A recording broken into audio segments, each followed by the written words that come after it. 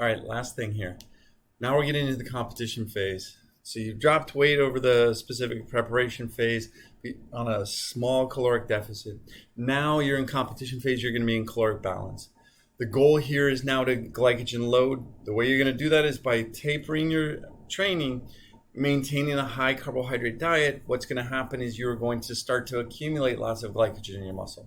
You don't have to do anything where you drastically deplete glycogen. You can just increase your glycogen or your carbohydrate content a little bit in your diet, but really it's about that decrease in training load is going to allow you to pack on more glycogen. 3 to 5 days before you're going to compete, you're going to start taking beetroot juice. As we'll talk about, beetroot juice is going to improve your economy by increasing oxygen delivery, as well as improving the ability to make ATP from oxygen. You're going to take caffeine before the race. You're going to take about 3 milligrams per kilogram body weight of caffeine, and then you're going to take 60 grams of carbohydrate per hour during the race. All of these things are designed to improve performance overall. So let's take a look at this. Why are we doing these things? So this is a study out of France where they looked at placebo and nitrate. They gave people sodium nitrate at a dose of 1 millimole per kilogram per day for a period of time, and what they saw is that they increased nitrate concentration in the blood, and they increased the P to O ratio, the number of ATP that they were able to generate for each oxygen. That's their economy, that's their efficiency. They were actually able to make the mitochondria work more efficiently. And so the idea here is that if you could increase nitrates, maybe you could have the same effect. So a colleague of ours looked to see what foods were rich in nitrate, and he found this thing, beetroot juice. That's that purple beet. So they call it beetroot in England, where this researcher is from. So they discovered beetroot juice was rich in nitrate. They then made a placebo of it by passing it across charcoal, and you still got the same purple, horrible tasting liquid, but it had no nitrate in it. And so what they did is they in the first study, they gave half a liter of nitrate-rich beetroot juice to people, or they gave a placebo control. They then had them do about a 30-minute time trial. And what they saw is the people who did the beetroot, or the time when the individual did the beetroot, they went 2.7 or 3 times faster, 3% faster, I should say. So now you've got this really cool thing, because over this 16-kilometer time trial, their performance is improving by 3% simply by drinking beetroot juice. Not bad. How much beetroot juice do you need? Now that this is a big deal, they make these cool little shots here. And if you have these cool beetroot shots, these 2 beetroot shots will improve performance 14.5%.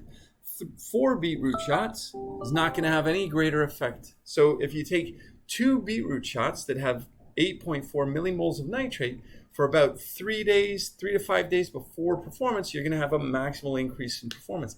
That's a 14.5% improvement in performance. That's not insignificant. All right. Then your race day. Now you're ready. You're ready to go. Now you're going to take the world's most perfect performance-enhancing drug. It's the one that's been tested time and time again. It's going to increase your performance without a doubt. That's caffeine. Every single individual improves with caffeine. This is one of the early studies by Larry Spreet. 3 milligrams per kilogram body weight of caffeine. You could go as low as 1.5 mg per kg. Basically, every single person improved. Somebody only improved 5%, but some people are improving 87%. Just makes you feel like the effort is lower. So it makes you feel like you can do more. You guys all know that. You've drunk coffee after you feel like, oh, I'll never get through today. Oh, yay, this is great. Same thing happens with athletes. So right before, the event, you're going to take a coffee, or you're going to take some sort of caffeine. And then if it's a marathon with about 2 aid stations to go, so about 20 miles in, you're going to take a shot that has about 100 milligrams of caffeine in it. Because again, that's going to pick you up. A great way to do it is flat Coke. If you can get flat Coke, because it has a flavor in it that your brain recognizes as, woo, this is what made me go crazy when I was a kid. It's got caffeine, it's got sugar, it's perfect for performance.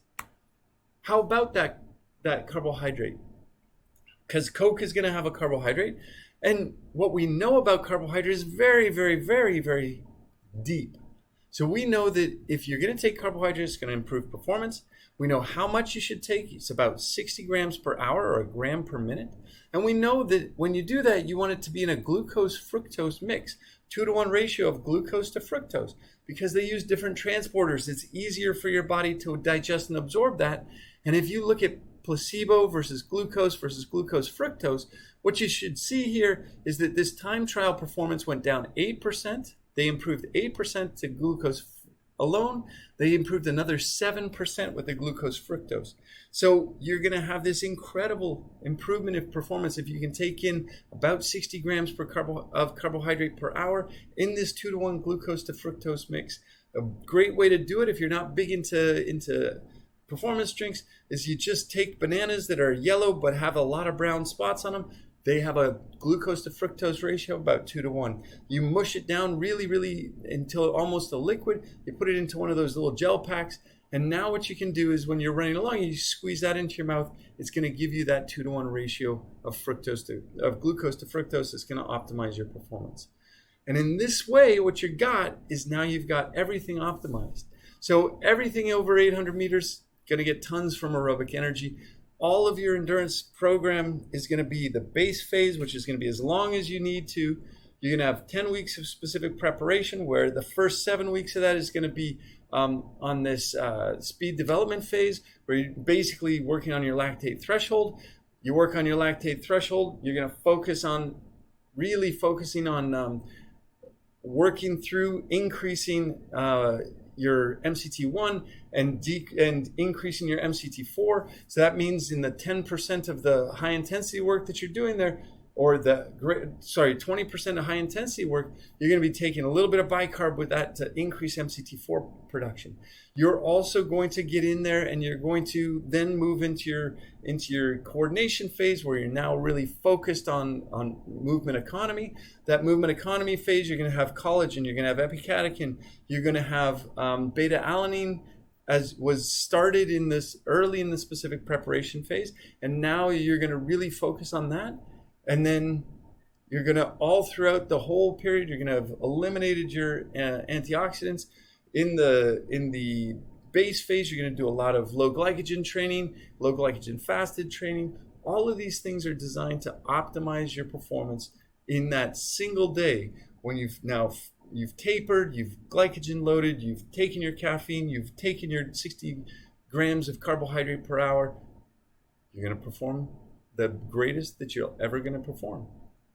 Good luck.